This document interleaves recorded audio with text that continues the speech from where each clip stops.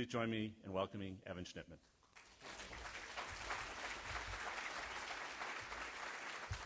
Thank you very much. Here we go. So, it was a fantastic opening session, and there's a lot I'm going to hopefully be able to take from that and put into this session. So let me lay out the challenge as I see it. Why do print bestsellers and e-bestsellers align so well? And I think that there are three basic principles that guide that. When we think about how we market, is the first and most important area. We don't think of individual formats, with the possible exception of audio, as having separate marketing plans. Now, the marketing plans get separated in print because of the publishing cycles. We do hardcover first, then we do paperback after that. But the ebook is, of course, released simultaneously with the first edition of the book. So we don't think about marketing that separately. So there wouldn't be a whole lot of effort going on to try to make a book a bestseller in E, but not in P as well. Second of all, consumers are really driven by recommendation engines, and recommendation engines come in various forms. The biggest and most important, especially in the US, is bestseller lists. Bestseller lists are self-fulfilling prophecies. You work really hard to try to get yourself on that list or tracked by the list, because it will mean that people see it on a Sunday and purchase it online that day or the week after. Also, bestsellers find their way into the front of the store. And the front of the store is, of course, a merchandiser's heaven. We want front of the store, even if you're not purchasing in that store at that moment, in that time. You're walking by the window, you see it, it clicks. You're an ebook reader, you get on your Kindle, you get on your device, your tablet, your iPad 3, and you're going to go and purchase that because you've seen it. It's been merchandised to you. Bestsellers get merchandised, and that drives a tremendous amount of E and P business. And of course, I think the biggest issue is that merchandising on ebook reader platforms doesn't exist. Now, I'm saying doesn't exist very purposely. I could say doesn't exist well. I don't think it can exist. I think the physics of a screen make it impossible for it to exist. And I want to go through some examples of that. And I think a lot of that is also hindered by some of the rules that we're having to operate under in E right now. And I cite the one example of the policy change on Apple, where on your iPad or your iPhone, you're unable to do in-app purchases on basically all the other platforms. Now, of course, they could enable that, but they'd have to share 30% with Apple.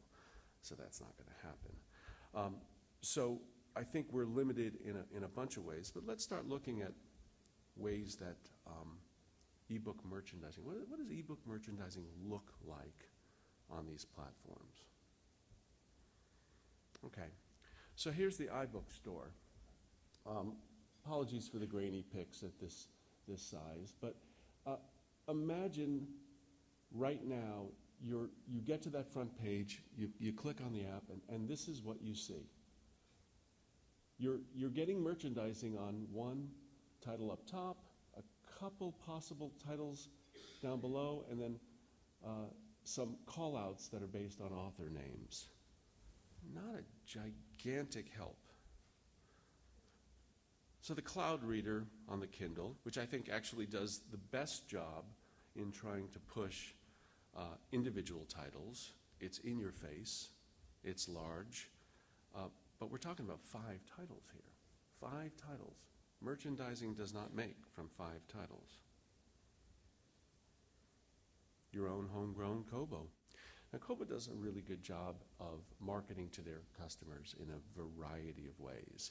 And we could try to interpret merchandising as including all of the post-customer acquisition campaigning that goes on. But I call that marketing. And I want to distinguish between what is marketing efforts and what is merchandising. Merchandising is a sales effort done at the point of sale with the consumer, not marketing, which is driving the consumer to the point of sale. Okay? These are two different things. You can market in E like crazy, but this is merchandising we're talking about. Even what I think is one of the best marketing companies out there for ebooks, their merchandising efforts are limited. They're limited by the physics of the device. Nook, same thing. We are limited by the physics of that device. There's only so much you can do. And people are trying different things, connecting to the author. When you get to that home screen after you've purchased something, there's more books by that author. Connecting to customers who might have related items that they'd like to purchase. That's one of the most interesting things about e-merchandising, is that you can connect customers to things that that other people have bought in a much cleaner environment than you can in a bookstore. And of course, you can use lists, etc. But this is so limited. Even the newest Google entry, Play, which they've just released. Amazing. We're talking about 4 books on display, plus the Hunger Games.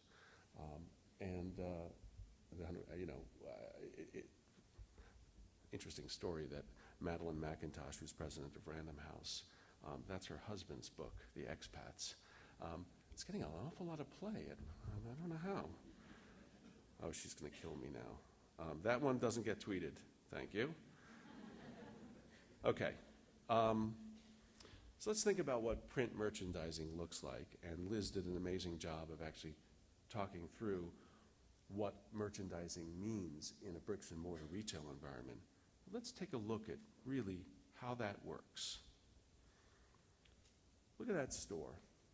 Imagine the merchandising opportunities on that stairway in that incredible space, using the architecture as a mode to merchandise the books.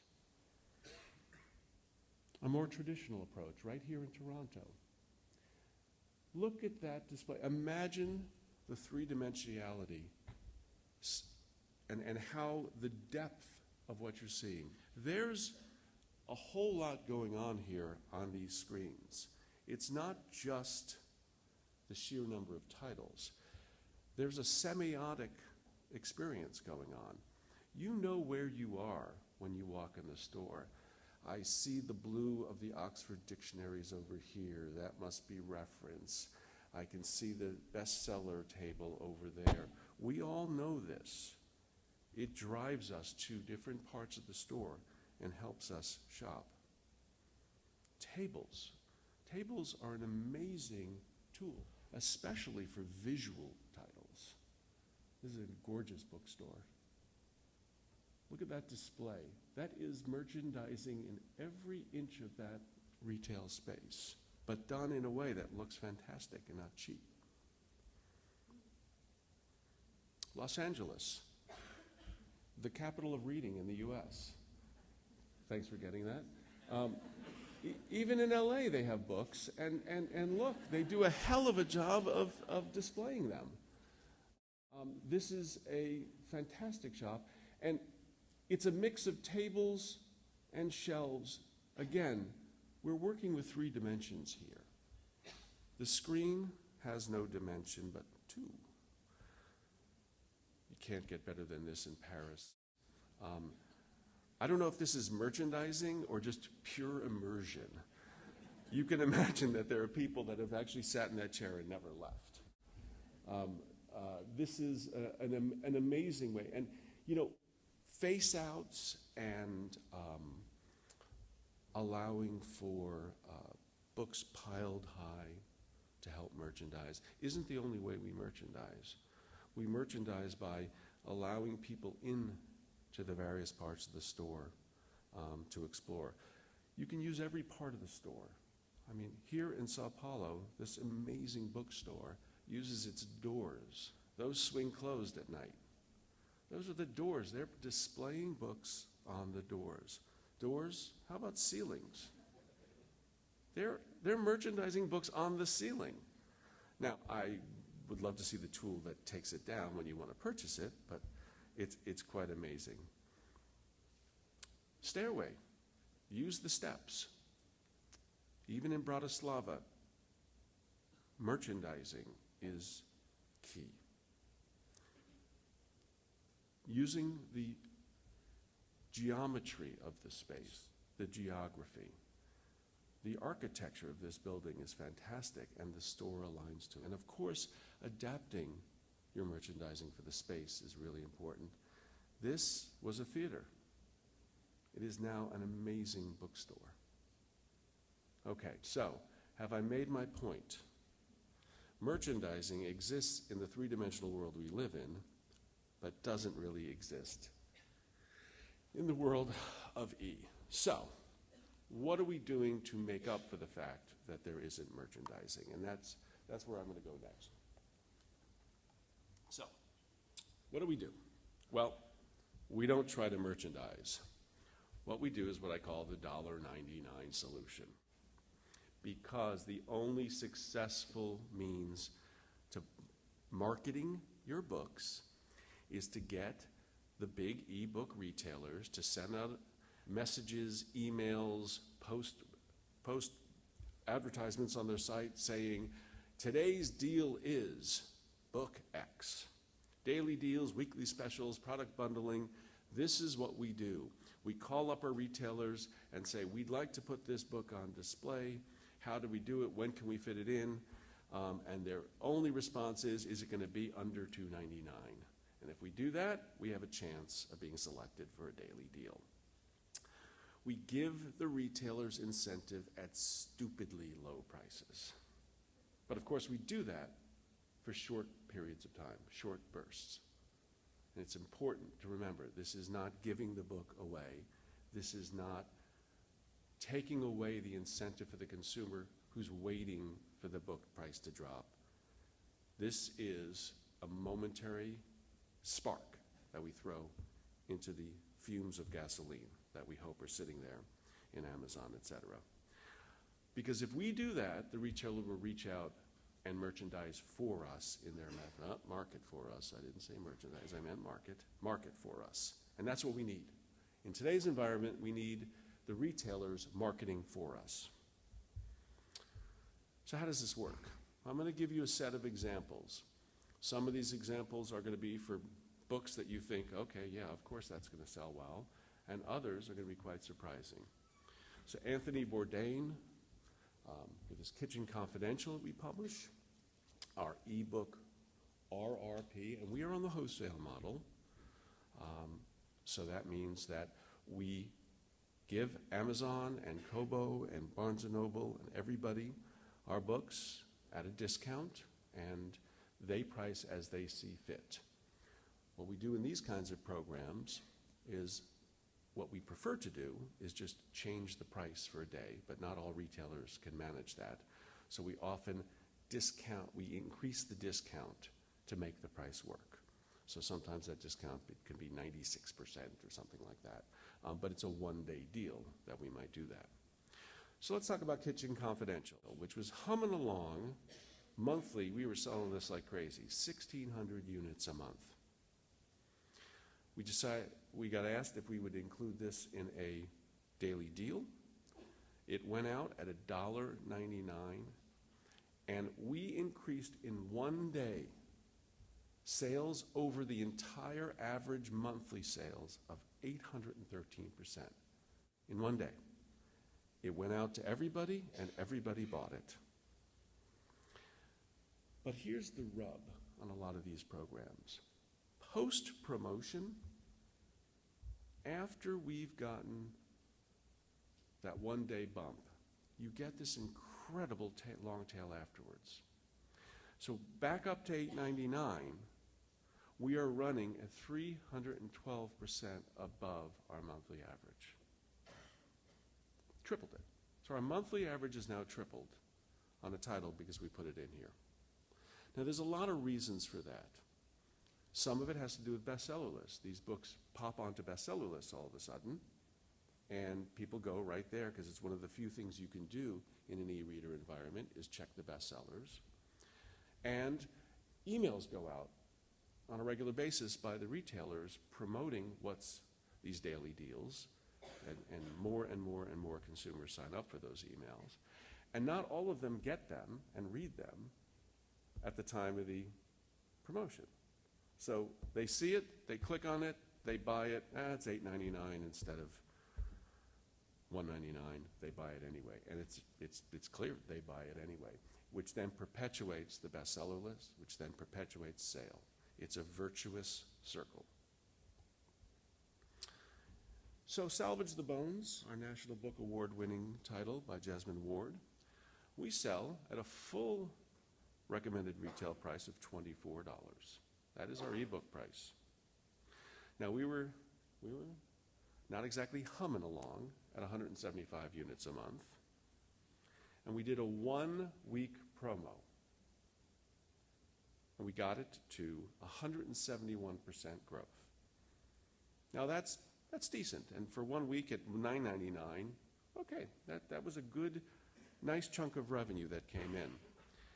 But the key is our monthly sales post-promo, and let's be honest, we also had simultaneously the National Book Award winner here. So, but a $24 ebook is now running at 644% higher sell-through than it was before we did this program. Now, I think some of that will have to do with the publicity that goes around winning the National Book Award, but a lot of it also had to do with pushing it onto the bestseller lists manually, which then helped self-perpetuate it. Okay, now here's a different kind of approach we've used. So you can take bestsellers and you can take well-known titles, but what about a title that hasn't come out yet? We had a real problem on our hands. We were going to release this hardcover, Prophet's Prey, about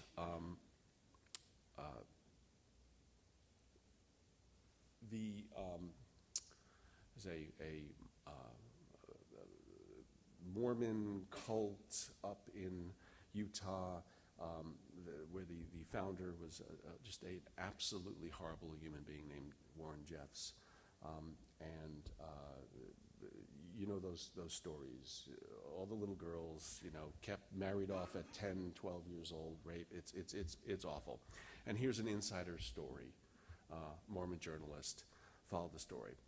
Warren Jeffs' trial was delayed, which was good for us because the book was coming out at the end of September. Actually, it was originally the end of October. We did everything we could to pull the print book back to the end of August. It turned out August 8th was the trial date. And that's when all the news is going to happen. That's when all the publicity is going to happen.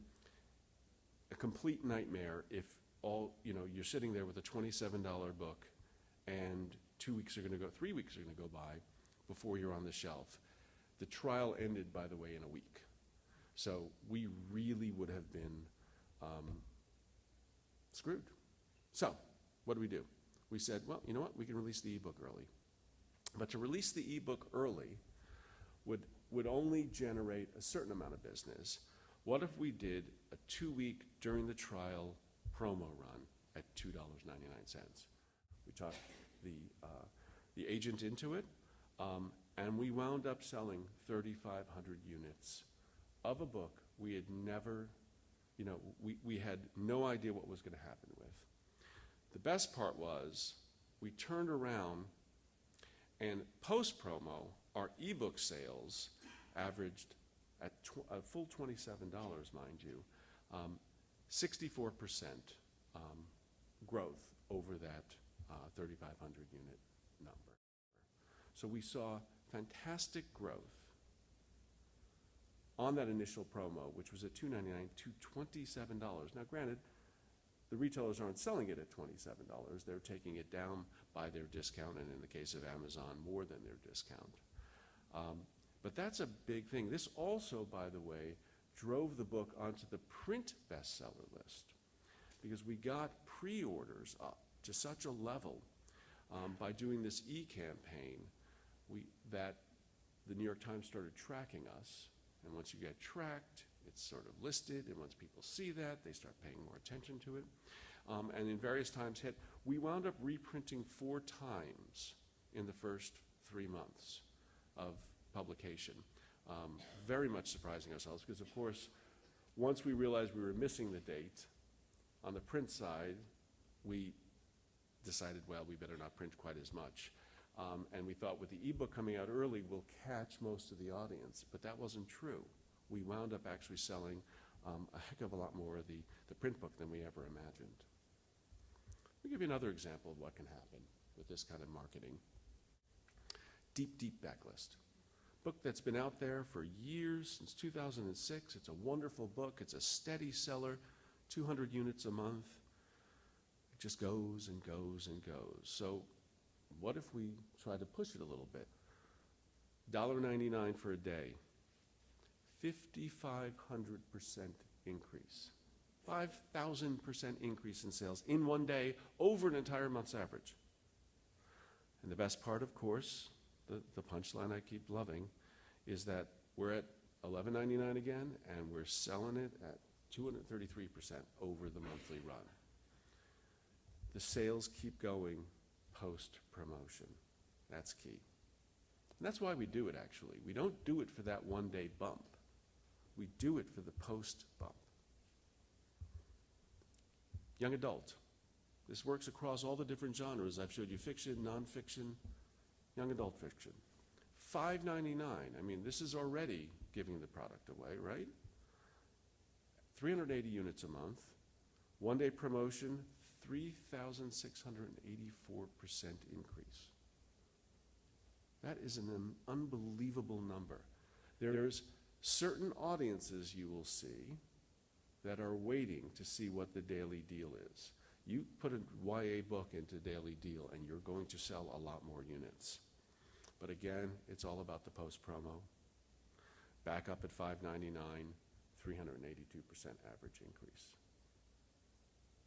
I think this is where we want to go. We want to keep doing this kind of flexible pricing out to known customer promotion. So the question is, can that sustain us? Because just us here in this room have way too much need for 365 days and 10, 15 retailers in E. So no matter how many retailers there are, there's magnitudes of need that will never be met, because they could run 1,000 daily deals a day and it will just start becoming white noise and consumers won't notice, and we're just going to wind up with something that doesn't work. So this is very temporary. Jump on it, mind you, but it's temporary. So we've got to find a way to get efficiencies between what we do in print and what we do in E. And to do that, we've got to figure out how to get beyond the bestsellers when it comes to E. And that's in a world with fewer and fewer print retailers. So my mantra is, print must survive for publishing to survive. And publishing is E and P. Print must survive. We have to find a way to make this work. So, let me start off by just a little tangent here on the difference between books and reading. And I think it's important because I want to understand the difference between a print purchase and an ebook purchase. So I define the differences between books and reading are that books are objects that contain text and images.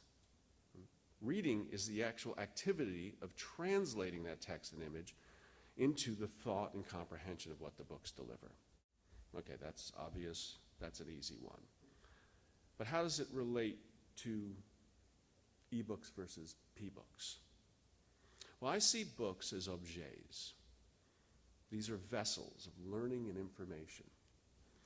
Permanence and display are their primary features. Okay?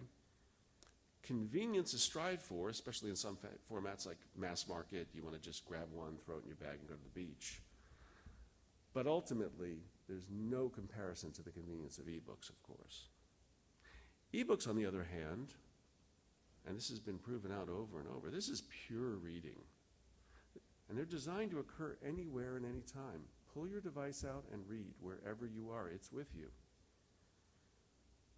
So if ebooks are pure reading, designed for convenience of anywhere and any time, convenience is the primary feature of ebooks. Display and permanence are sort of irrelevant. There's a lot of debate about that. Librarians will sort of say, wait a minute, we want permanence in our collections. But from a consumer point of view, you get an ebook to read it. You buy a book to have it and read it. I think we've got to think about that. So the question is, if books are objets and ebooks are convenience, can we get them both? You know, books support far higher prices than e. You don't see $1.99 daily deals going on hardcover bestsellers. And books, most importantly, can and are merchandised. Merchandising is phenomenal in books. And books support a diverse retail market. Ebooks are about convenience. Ebooks cannot support higher prices. Every pressure in the world is driving those prices down.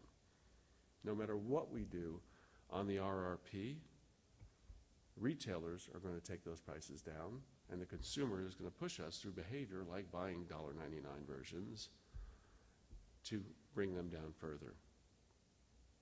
And ebooks do not support the retail environment. Not the bookstore. Every one of those bookstores we saw, those are not places you're going to buy ebooks. So I have an idea, and I've been pushing this idea. It's laughed at in most places, but I'm going to keep at it. I have a dream. Michael Cater of Publishers Lunch referred to them as books with benefits, which is a nice little joke. But I really do believe that my book should come with the benefit of E. I believe that when I'm standing in the retail environment and I'm looking around and I see something and I want it, I want to have that book and I want to be able to read it anywhere, anytime. And if that book comes home with me and it stays on my shelf, it's nice. I want to know that it's on my iPhone too. It's on my Kindle. It's on my Kobo. It's on my laptop.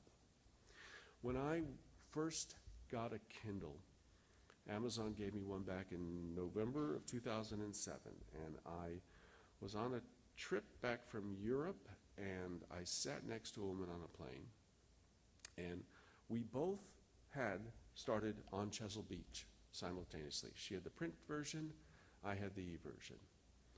But there's a point to this story. And an epiphany hit me right there, which was when we finished that book, and we both finished in about 4 hours, I just went on to the next book and the next things I had on my Kindle to read. And she was going crazy looking at the Sky Mall catalog because the movies were between movies and they hadn't started up yet. She was. I noticed her like looking at the mechanical life-size dolphin for your swimming pool. I'm sure they sell a lot of that. And she was frustrated. I read 2.5 books on that trip, and she only had one. I felt pretty smug. It was great. See what ebooks are going to do for us? But I got home, and comeuppance came as I was sitting on my living room couch, and I looked up and I saw the other 3 Ian McEwan novels I had on the shelf, and I thought, oh, do I put my Kindle there? No, I don't, do I? I don't have that now. And I don't give that to somebody that says, ooh, you like Ian McEwan, oh, you got to read this book. There's nothing about the objet, and there's nothing about the cultural artifact of the book that I had. I had just the reading experience. So I came up with this plan. Let's sell E plus P at a 25% premium. Let's get retailers to support this program, and let's make everything about this program based on the best terms for everyone in the process, which is the hardcover terms. Let me explain that a little bit. First of all, the winners. The consumer wins because those that are interested in both E and P get to purchase E plus B. I mean, the ramifications are things like, I want to give you this book as a gift, but I'd kind of like to read it myself too, so how nice that I got to keep the ebook while I gave you the book, and I paid a little extra to do that. Authors. You know, ebook royalties are going to be contested for a long time. Is it 25% of net? Is it some profit sharing? Well, hardcover royalties have been long established and the best royalties for the author. So let's make this all based on the hardcover, which now has a higher price point. And hardcover royalties are almost exclusively, especially in trade, done on list price. So the higher list price equals higher royalties. The retailer. Retailers are driven by three key factors for success. Rent. Rent's got to be affordable. Prices on the shelves, they have to be high as possible to support turn, which is the third key. The price can't be too high that it doesn't have product turn.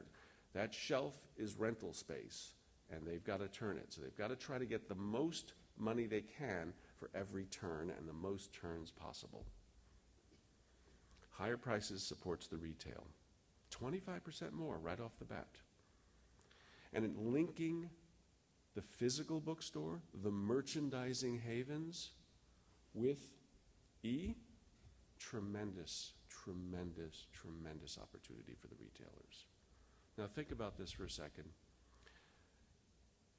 You're in that store with your geolocating shopper scanner, seeing that, oh, Amazon's got this one for $2 less.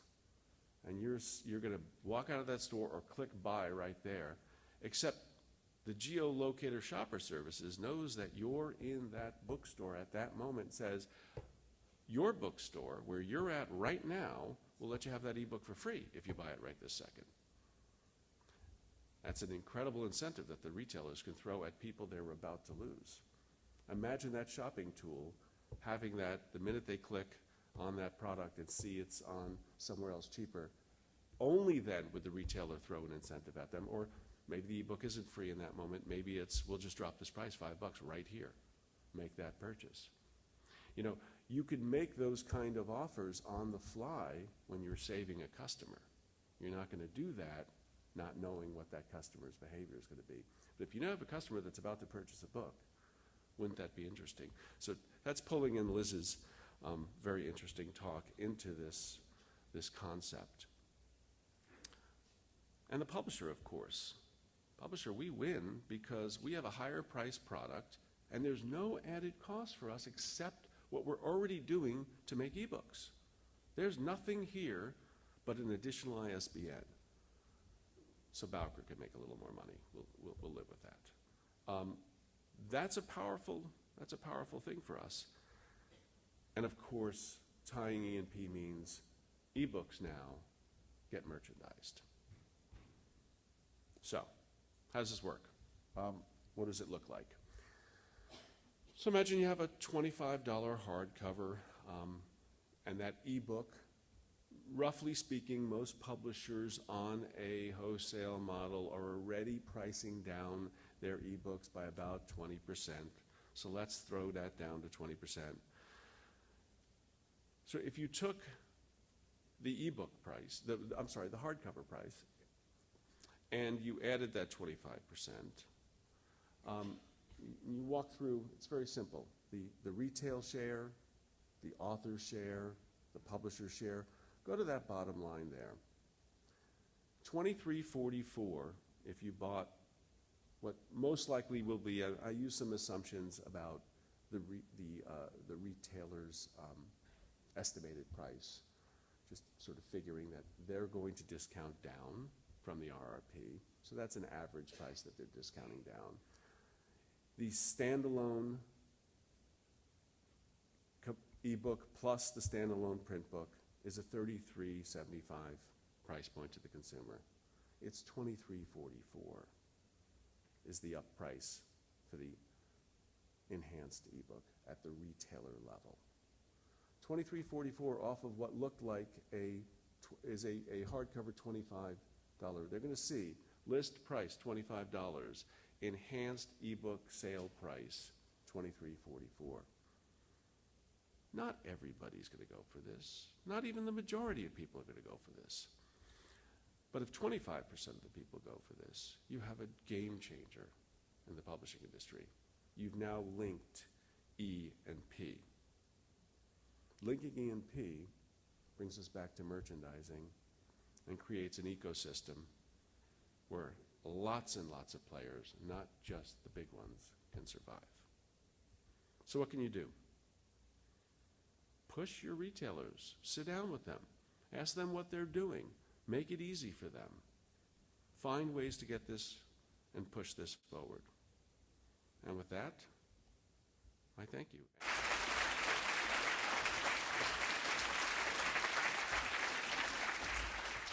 Thank you. It was very interesting. My question is, are you doing this now? Is this an actual marketing activity that you've invested in? The Bundling an ebook with a hard yes. copy book? We are going to be launching with Foyles in London, a program. I believe it's going to be in October, after the school season, before the Christmas season, or September. And we're going to launch in a window, and we're going to have a whole program in the store, and we're going to select something like 100 titles for this. And do you think this kind of programming, I mean, we are a general publisher, and do you think this programming that you're suggesting lends itself more to bestsellers, the bigger titles? I'm not sure. I think of this as lending itself to bestsellers. In fact, I want to push the other direction. I'm going to throw a couple of bestsellers in there, but I think they're just going to pollute the data a little bit. I think the analysis we need to do is titles we know have a steady sales rate. How do they do? Titles that are not selling very much, how do they do? And we're going to really focus on nonfiction, because nonfiction is where we're not seeing these gigantic numbers of ebook adoptions. You're going to see in genre fiction 60-70% ebook sales. But when you're talking about serious nonfiction, you're not really seeing much more than 10-15% across any publisher. And I'm excluding the academic library market for the purposes of that comment. So that being the case, I really see this as a driver for nonfiction. You might want a novel. I think the likelihood that you will find that much more value for a quick read, no. An important author, yeah.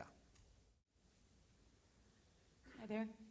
When you do daily deals, do you usually go with one retailer for a certain deal or all of them? No, we want everyone. We offer it to everybody. Not everybody can respond in the time frame we have. We often submit to multiple retailers simultaneously, and then one of them gets back to us and says, all right, we're doing it Tuesday. And not everyone can move that fast. And that's where the price changes become very complicated. So we offer discounting. A lot of retailers pass on it just because of the complication of it and the timing. And also they've got other programs going on.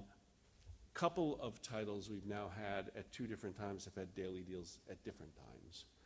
I didn't include those, but it's happened. I have a question. In the back. How How are you getting around formats? Are you only offering a single format, or are you giving the option to people? In the enhanced hardcover? Yeah. I'm starting with hardcovers. Well, we're offering the whatever format that retailer, I mean, we provide our retailers with an EPUB file, and whatever format they're taking it into in their DRM is their call. But we're not providing any individual formats. So we could get into the whole, this is going to get complicated with certain kinds of nonfiction, which we're going to avoid for a while, where the layouts of the titles, make it impossible for us to make an EPUB file, so we'd have to have a PDF or a fixed format EPUB, and we're not getting down that path yet. Someday, someone will fix this problem. Okay, thank you very much.